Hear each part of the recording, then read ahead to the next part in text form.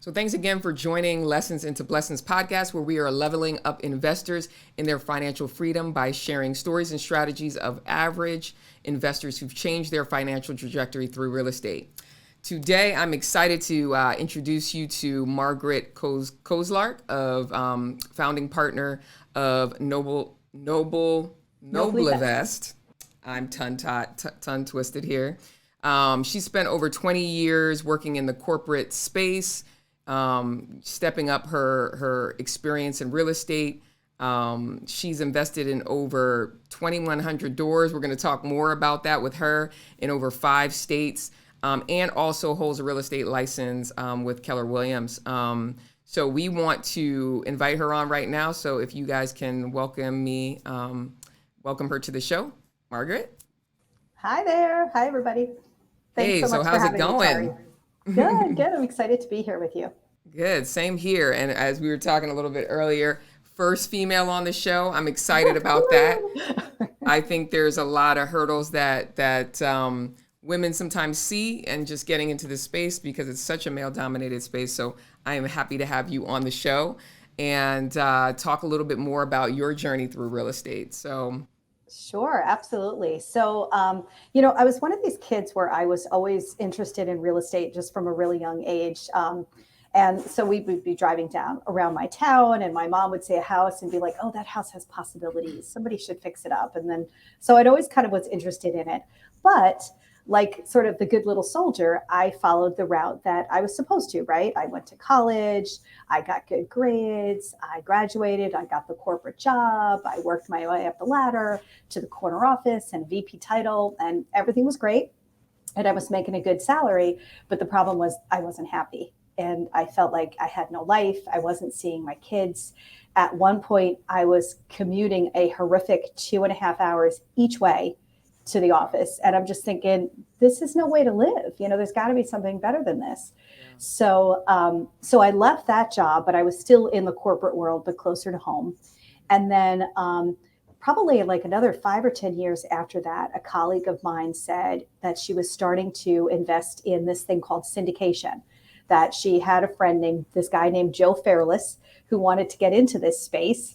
And, he was going to be investing in apartments and I should get involved. And first of all, I'd never heard of this. Yeah. And second of all, I'm thinking, I don't have money to invest in an apartment building. What are you, crazy? Right. So I just kind of stepped back, but I watched, right? And I saw that she was making amazing returns. So I'm like, okay, I really want to do this. That was problem 1, check.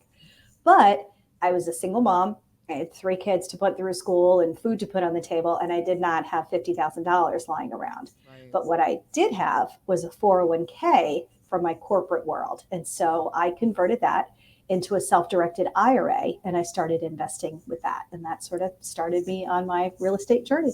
Just so we can back up, because just like you didn't know, our audience may not know what apartment syndication is. So let's give a quick blurb on what that is and. Sure, absolutely. Yeah, we throw a lot of terms around. So syndication really is just when a group of investors pool their money to buy a property much larger and more expensive than any of them could likely afford individually. And so their collective money becomes a syndication as they manage this property with a combination of debt from lenders and then capital that we all pull together. Yeah, no, that's good. And so I like that you said, you assess, it was a spark of an interest, but you assess what assets that you had, right? You may not have had that cash laying around, but you tapped into some of the things that you built just through your corporate ladder. Because some people think like, oh man, I'm in this job and it's not really producing anything. But there are assets that we have that we can tap into. Help us just understand, okay, going from, okay, I have this thing, to where next, right? Like, how did you kind of take that leap of faith to say, okay, I'm going to invest with someone into this apartment group? Kind of what fears did you have to overcome to kind of jump into that space? Well, So of course it was the fear that I didn't want to lose my money, but I felt Right. okay. That's why I watched it for 2 years, and I very much trusted this colleague. I watched. She was kind of my guinea pig in a way, right? So I Yeah. watched her, and I felt comfortable with it. And my first initial investment, my several first investments were with Joe Fairless, who, as you know, is huge in this space now. Yes, So, absolutely. I felt confident that they had sort of worked out all the kinks by the time I jumped in. But in terms of, it wasn't so much fear as it was mindset, which is, Gotcha. when we think about investing, first of all, we don't learn money management in school. And then when we think about investing, what do we think about? Stocks and bonds, or save it in your checking Right, account or your savings exactly. account and make Just like, savings account. Yeah. 0.01 interest and, Right. something like terrible. Yeah. So, but I will say before we move on, it's become a big passion of mine, 401ks, and trying to help people in W-2s, because first of all, it's this pile of money that people don't even think about, right? You, like I said, you do what you're supposed to do, right? So you join the company, you start the 401k, you tell them, oh, I want high risk, low risk. And then for the most part, you kind of forget about it, right? Right. Maybe you look at your quarterly statement. Oh, how am I doing? Okay. But people don't really, they're not actively involved in managing it. Yeah. And at the end of the day, if you take a step back, we are entrusting our retirement funds with a complete stranger, right? Somebody Right. who is just some guy at Vanguard or some guy at Fidelity. We don't really know them. We don't really know what their training is. We don't even necessarily know why they are picking the assets they're picking to put our Right. money in, right? And a lot of times they'll do stocks or they'll do mutual funds. And for any of your listeners out there that are in mutual funds, I want you to take your statement and look at it. And you may have to dig deep, but dig around and you will find a tiny little section that shows how much you are paying in fees. Right. Because for the most part, your mutual fund manager or your financial advisor, they're just moving your money around and they're going to get a fee, whether you make money or lose money. They're getting a Right. transaction fee. So a lot of times, your mutual fund, like I said this to my sister, and she's like, well, I made 6 grand in my mutual fund this year. That's great. I'm like, go take a look at it. And then she called me back. She goes, I paid $3,000 in fees. I'm like, yeah, exactly. So you Exactly. really only made three, you Yeah. know? So that's just a little passion of mine, just for people to kind of take the power back. And I think a lot of people, the fear is just not knowing what they don't know. It can be very daunting. Not a lot of people are in apartment investing. It can feel scary. It can feel Yep. like you don't have the education for it. But here's the beautiful thing, it's 2022 and we have the internet, and there's so much free education out there, podcasts like your own, where people can just listen and learn. So really, they just have to commit the time to get the learning. Yeah, yeah, no, definitely. And I was actually at a multifamily conference this past week, and one of the things they were talking about is just know the jockey, know your markets, and obviously, know your numbers. Uh, could you speak to just getting over what are the things you did to maybe do your research on, when I say jockey, who's kind of like the general partner, who's managing the fund, who's managing the investment, any insight on either podcasts or things they can do to say, hey, I have an investment in front of me. Those numbers look good. Looks like something that I would want to make on the money that I may have stashed away in my 401k. What are some of the things that they should look for as far as really investigating that particular fund? Yeah, that's a really good question. So the first thing you want to do is really research the operators and the team. How much experience have they have? Have they gone full cycle? That's a big one, right? Which Yep. means And full, have they, yeah, you right, got have it. they, exactly, have they purchased a property, gone through, what, let's say it was a value add proposition where they were going to fix it up and increase the rents. And then now it's 5 years and they're selling it, and they have completely exited the investment and then provided the returns back to their investors. So that's Yeah. called full cycle. Hmm. Have they done that? And those final numbers, how did they match up to the numbers that they said they were going to get? Right. So that's a really That's important good. thing. For me, I would say my first, oh my gosh, probably 7 or 8 of these that I did were all kind of classic multifamily. So Got they you. were apartment buildings or, sort of those garden apartment complexes, that kind of thing. There's a lot of things that people are investing in. And there's a lot of really cool asset classes, right? There's everything from car washes to ATMs to golf courses to build the rent, short term rentals, everything. And it could be like, oh my God, or, oh, that sounds good. And that looks good. And that looks good. So no, just stay in one lane. At least Yeah, you're that's comfortable good. with that, because it can be really tempting. You'll feel like a kid in a candy store, just dazzled by all these numbers people are throwing out. Focus is So critical for sure. focus is huge. Know who the operators are. And also, most operators, when they present an opportunity, will have a webinar, right? So that's where you can go and really find out what are their assumptions. For example, a couple of years ago, I would say for the last 2 years, I mean, syndications were booming, right? The housing market was just on fire. Everybody was Yeah. doing great. So much so that the Fed wanted to calm things down, right? Which is why we're dealing with this crazy inflation. So now, as people are presenting opportunities, because my partner, Christine, and I, we still invest individually. And then, of course, as Noblivest, we look for partners. What you want to do is, are they looking, for example, are they building a refinance into their returns? So, for example, are they saying, okay, Tari, put in your 50,000, and then we're going to start fixing up the units, and then we're going to refinance in 2 years, and then we're going to do it again. So the reason that's scary is, look at what's going on with the interest rates. We don't Yep. know where they're going to be Yep. in 2 years. So it's not that they can't include it, but they should, if they do that, be buying what's called a rate cap, which means a guarantee from the bank that the interest rate won't go above a certain amount. So that way they can feel comfortable in the projections that they're making. Yeah, no, that's good. I think also just getting an idea. You said like if they've gone full cycle, seeing what they were able to return based on their projections, but then also just, hey, can I get a list of a couple different people who've invested with you and glean insight from that as well as people who've already invested with them and how they just are as operators in Yeah, general. I'm so glad you mentioned that. That is really huge. I did a lot of talking, both, when I was getting involved, just kind of talking to people, how has your experience been? But then also, as we kind of, move forward, my friend Holly, I wasn't in the space yet, just a limited partner. She would be like, oh, could you talk to this person since you've invested with me for a couple of years? And I'm like, of course, and I would, share my experience, and a good operator will tell you, these are projections. And a Yeah. really good operator, especially in this environment, will be incredibly conservative, right? We Yeah. all want to underpromise and overdeliver. Yeah. So be very careful, especially now with, people who are sending out these dazzling, double digit Exactly. returns. Maybe they're going to get them. They might, Yeah. but you really need to know where they're getting those assumptions from. Yeah, no, that's good. That's good. What have you seen? Just we're talking about just females in this space as well.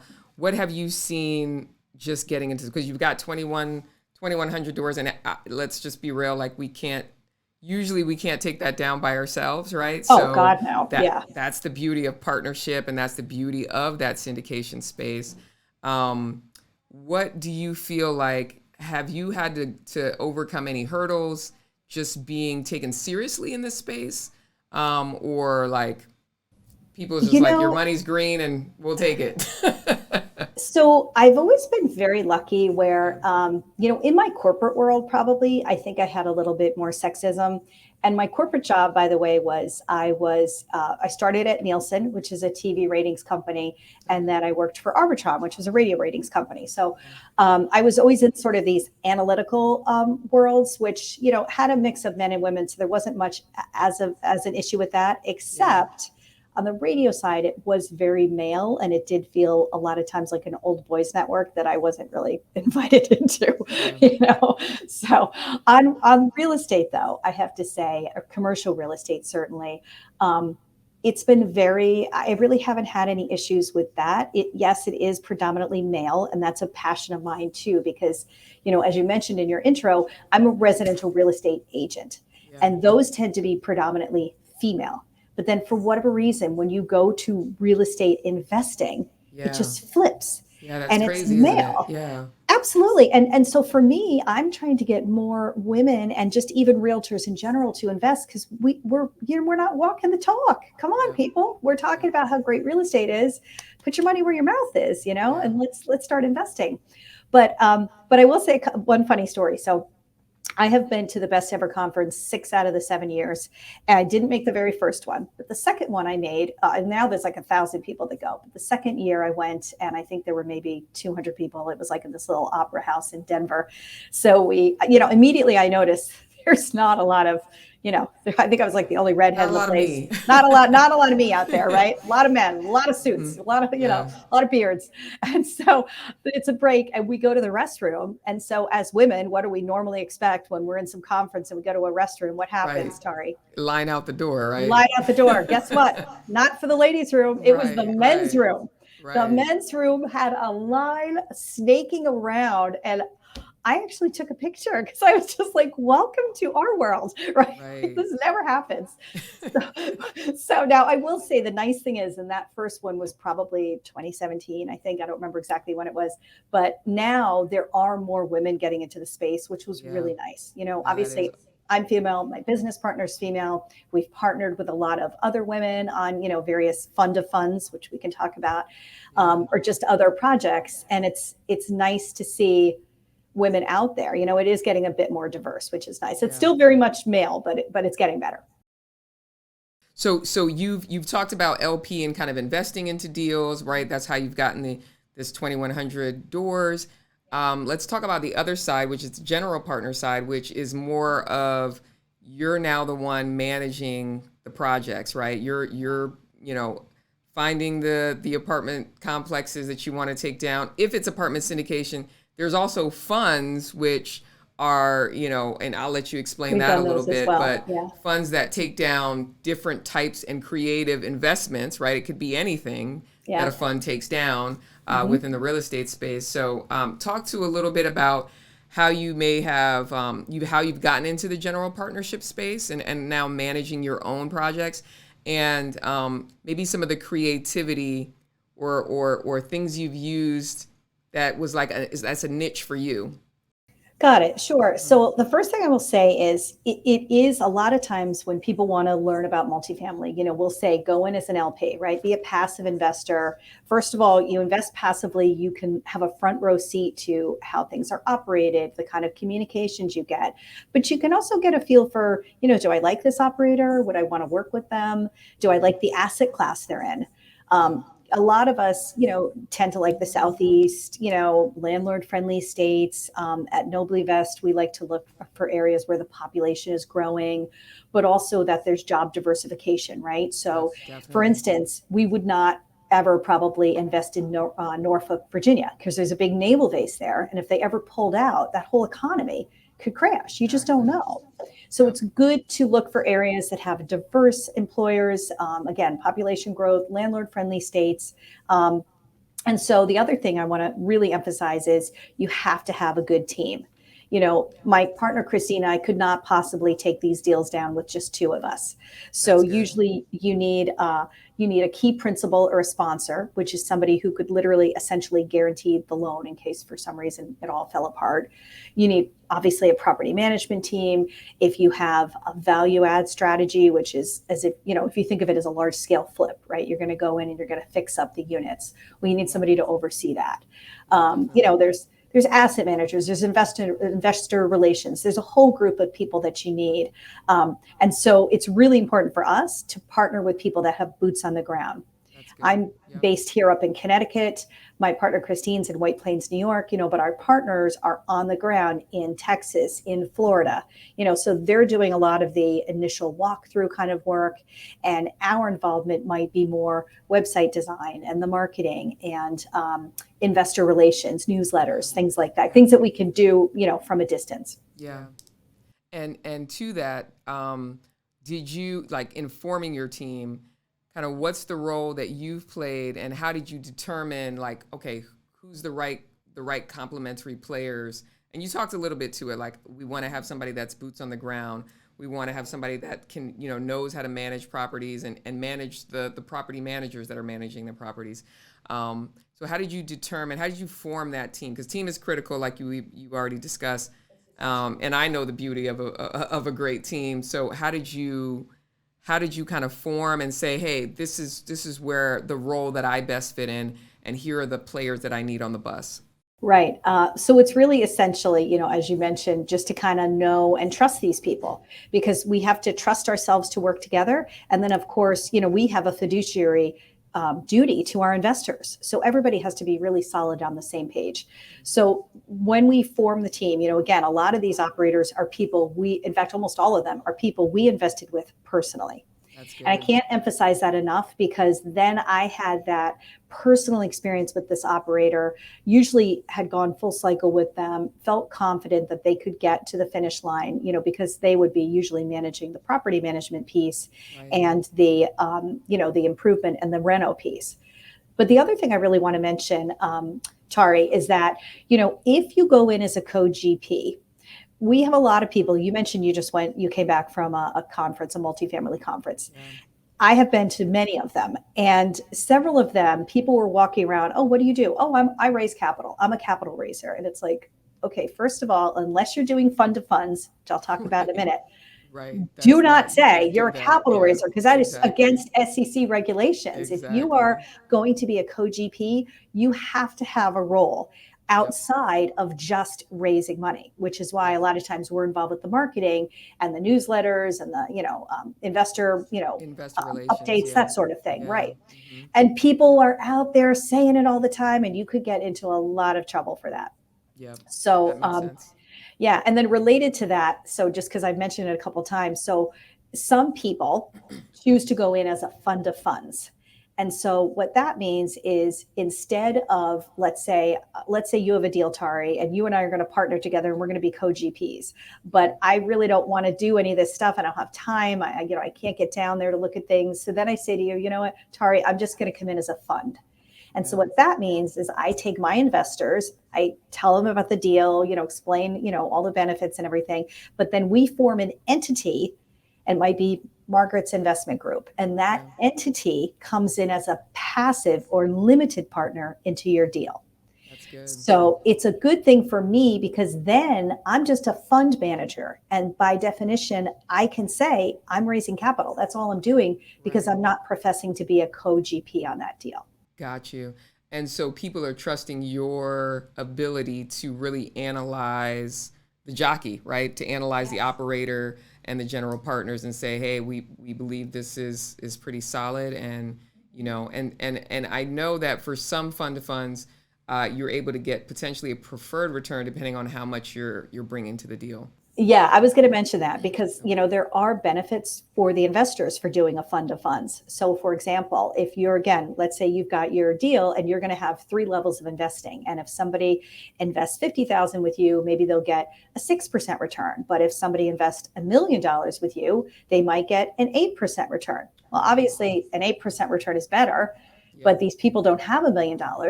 But I could form an entity, get that person and 19 others, we could all put in 50,000. Our entity is a million, so that goes in as an investor, earns that Yeah. 8%.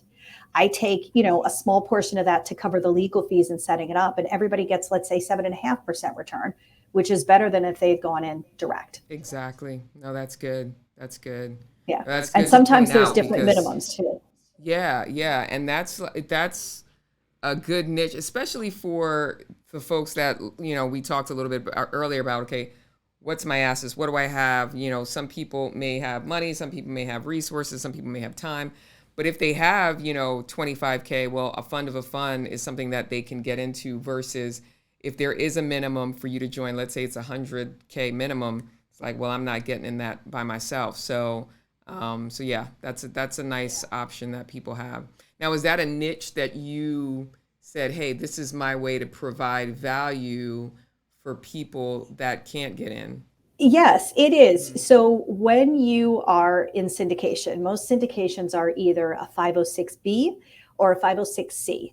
And 506Cs are the ones that you see advertised. The SEC allows you to advertise it, but you can only invest if you meet certain income qualifiers. So you have to make more than $200,000 a year as an individual, or Right. 300,000 as a couple, or you have a net worth of $1 million or more, which cannot count your primary home. Primary resident, yeah. So a lot of people, doctors, engineers, they totally qualify in income, but there are other Right. people who might be so close, or maybe they're not even close at all. Right. But for those, if they have a personal relationship with you, they can be in what's called a 506B. Right. And so because of that, we feel at Noblivest, how are you ever going to get to an accredited status if you are shut out of these deals? I get why people do 506Cs. They're easier in many Yeah. ways, right? You can Yeah. advertise them. Somebody could find me on LinkedIn that I never knew yesterday and invest $200,000 with me. And Right. SEC says no problem. But they can't do that unless they know me. And so for Exactly. Noblivest, what we do to get around that is we have a lot of monthly webinars. We do a lot of educational material, and we encourage people set up calls with us, right? So if somebody joins our mailing list, for example, we'll set up a call with them. We'll talk about their goals. What are they looking for? And I log the date and record every single, detail about that call. So if the SEC ever came knocking, I could say, oh no, I met, Mr. Smith here back on August 22nd. We talked about Exactly. this. Yep. I've been sending him these emails. He's been opening them, and I can prove the pre-existing relationship. Exactly. No, that's good. That's good. It's funny because there's a lot of people who just get into this space and they they don't know those rules. So Very careful. yeah, you And absolutely you have want to to work be. with an operator who is really aware of that and who is very cognizant and careful about that. Yeah, exactly. Okay, so the show is Lessons into Blessings. So it's really to help get people off of the sidelines, really knowing that they have the ability to jump in the game, right, and make more, really hit those financial freedom numbers. And it's really to show like, hey, we all go through obstacles in real estate. So it's really about how you're able to pivot from them, how you're able to turn kind of lessons into blessings, essentially.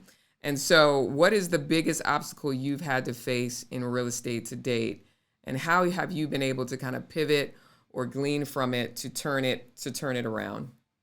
So I've got a couple, but I think one was really my mindset, not initially the mindset in terms of, oh, that's for rich people. That's not for me. I'm solidly middle class raised. Right, That's not me. So that was the right, first one. But the other one was, for a while I kept my W-2 job while I was doing this. And I had to get to a point where I realized there was only so far I was going to get on my own.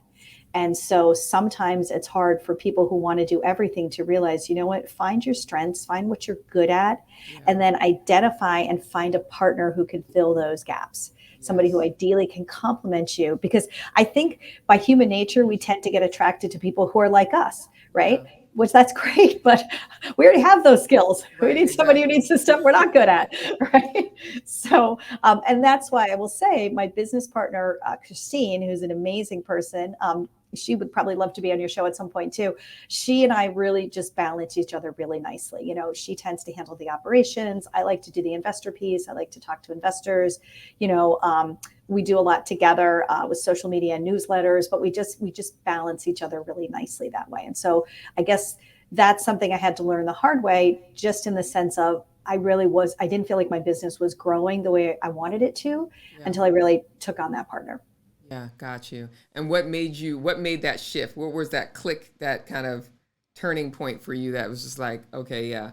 Was it just like, this is not moving the way I want and I need to figure out who Well, I will be honest, and since you're saying lessons into blessings, honestly, I feel like God just dropped her in my lap because she reached out to me because we met through LinkedIn because she and I are from the same industry, market research. very cool. She has two young kids, like me, we both have special needs kids, Yeah, wanted to spend more time at home, and just went into LinkedIn and did real estate investing. And because we had so many common connections, that's I cool. popped up to the top of the Yes, list, right? And so yes, this was during COVID.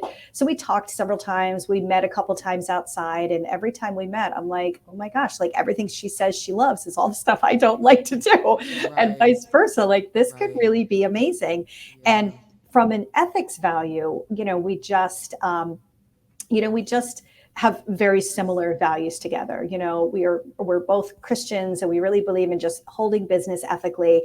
And so we're not out just to make a lot of money. We really yeah, want to have, certainly help our investors, improve their lives so they can, either be with their families or put their kids through college or whatever. But we also want to improve the lives of the tenants so they get a nicer place to live, a safe community, and then of course, improve our income as well. So we're trying to be very holistic in how we look at a lot of our projects. That's good. I like that. And so I'll reiterate it. It's just that values alignment critical, because if you don't have the same core ethics and beliefs, it can make things challenging when there's critical decisions to make and you guys see differently about it. And then just the complementary skills, like you have to know yourself first to say, yeah, this is my lane and I'm phenomenal at this lane. And when I operate in this lane, things go well, and where to fill those gaps. So I like that you. Yeah. And I should clarify, I think any person of faith, it's not the fact that she was Christian, she could have been Jewish or Muslim or whatever, but I think because we had that shared faith, it really had shared values, really. That's, I think, what was so important. Yeah, absolutely. Yeah. Absolutely. Makes complete sense. Okay, so last, we'll leave with this. What are 3 things that you just, if you wanted our listeners to know, if you were, your 21-something-year-old self, your 30-something-year-old self, when you were just getting into real estate, what advice would you give your younger self? Okay, I love this question. All right, so the first thing I would do, and I, by the way, have a 22-year-old daughter, so I say this to her all the time. So perfect. Exactly. So this is a good one. I can hit this one, no problem. So I think a lot of kids, it's, first of all, you go through college, and especially now, they come out. It's very scary because your life has been so structured, and now you need to figure out what you need to do. You need to get a job. For many people, they come out with student debt, which can be crippling.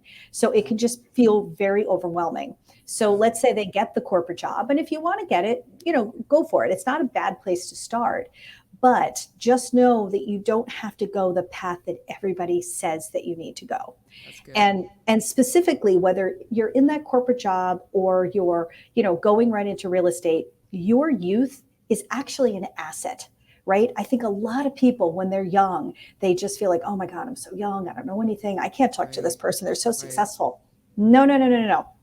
Nobody loves it more than when somebody young comes up to you and says, oh my gosh, Tari, you are so successful. I would love to learn from you. You're such a role model. Who wouldn't love that, right? Yeah. So I'm like, play that youth card, go talk to those. They're not going to see you as a threat. You're 20 years younger than them. Exactly. Go talk. There's a kid at Keller Williams who started a podcast. He's 20 years old, and he's talking to like some really high players just because they love the drive. They love the get up and go. And who doesn't want to reach a hand down and help somebody up? Absolutely. So that's what I tell my 21-year-old self. My 31-year-old self, at that point, I had kids, they were little. It would be like, okay, these years go like that. And yes, you're exhausted. And yes, you're just feeling like, I just want to take a shower by myself without kids knocking on the door.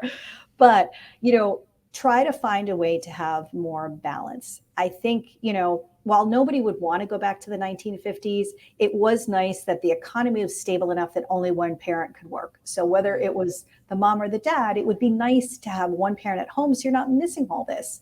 Right. There was a time where I felt like my nanny was raising my kids and not me, so I guess I would just say, get into this, especially if you have the money, start investing now, start building your exit ramp. Right? Maybe it's a 5-year plan. Maybe it's even a 10-year plan, but have a plan, because otherwise 10 years is going to come no matter what. And if you've just kind of spent it just living, getting up, paying bills, going to bed, getting up, paying bills, if you haven't done it purposely with a plan, then you're going to be 10 years older. You'll have missed 10 years, a lot of your kids' lives, and you won't be any farther ahead, Absolutely. Economically. Absolutely. And real estate is a long game, right? So it's like, it's the little things. Even if you bought your own investment. Just as I think, even your personal residence is an investment. So I always go with an investment mindset when buying stuff. So start there and then continue to kind of roll it into, okay, we'll buy our second home. Even if Can I mention something about that? Here's another thing I wish I knew. So there's something called house hacking. So when you buy your first home, try to buy a 2-family or a Yeah. duplex, or even if you Yep. buy a place that has an in-law apartment, rent that part out. Yep. That will help get money in for your mortgage, which is going to free up money that you can invest or you can use to pay off your house faster, whatever you want to Absolutely. do. And then that will be helping you build equity, which you can then take out, let's say as you're building the equity in the home, take it out and use that to buy another rental property. Yep. And you can grow from there.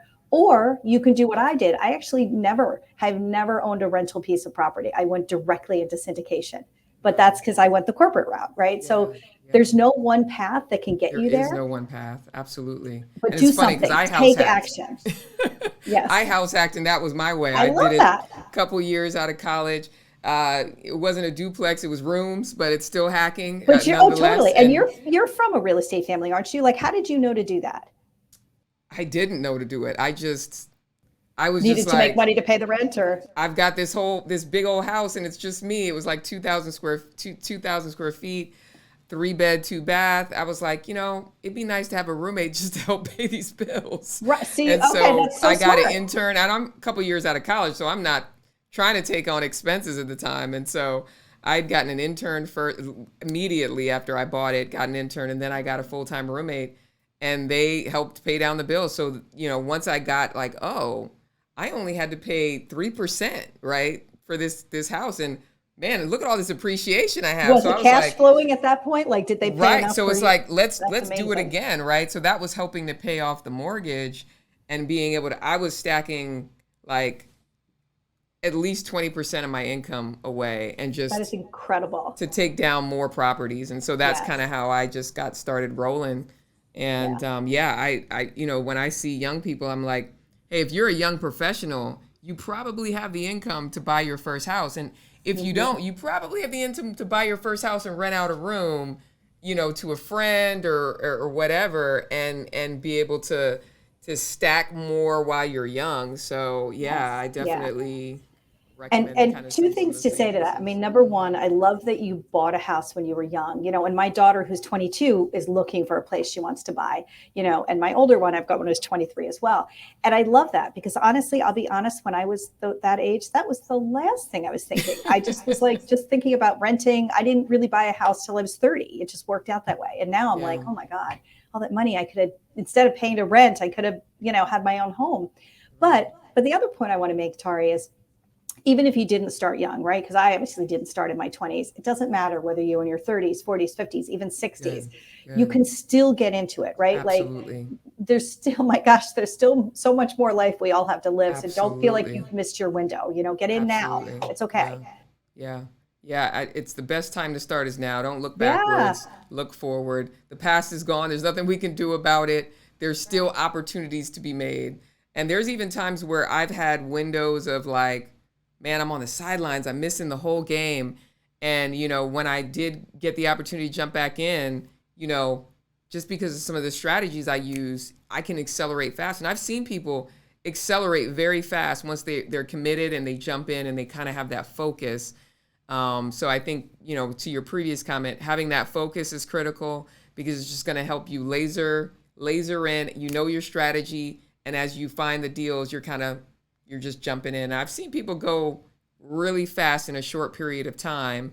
And then some people who've just built it nice and slow over a long trajectory. So it's you can have it many different ways. It's just, making the decision to start. So And two things related to that. Number one, also choose how you spend your time wisely. Right. Like when I was in my 20s, I would get home from work and I would just crash and, zone on the TV. Right. So yes, I still watch a little bit of TV now, but now anytime I'm in the car, anytime I'm at the gym, I'm yeah, listening to a podcast, I'm trying to yeah, get information. If your time and budget permits, go to conferences. You just got back from a conference. You and I met at a conference. Like, yeah, you'll meet like-minded people. You absolutely. can get different ideas. It's almost like you don't know what's possible until you put yourself out there, whether at a conference or watching a podcast or any of these YouTube videos. there's a whole world of this that you can learn just by Absolutely. being exposed to. No, that's so good. And a great way to end. Like, subscribe, Lessons into There you Blessings go, right now, this one podcast. right here. So you can continue to learn. We're just going to talk about This many was different not planned, I strategies. swear. And we'll leave your information down below as well, Noblivest, so that people can reach out to you and find more and understand more about that apartment syndication side. But thank you for being on here. We enjoyed having you on, and until next time.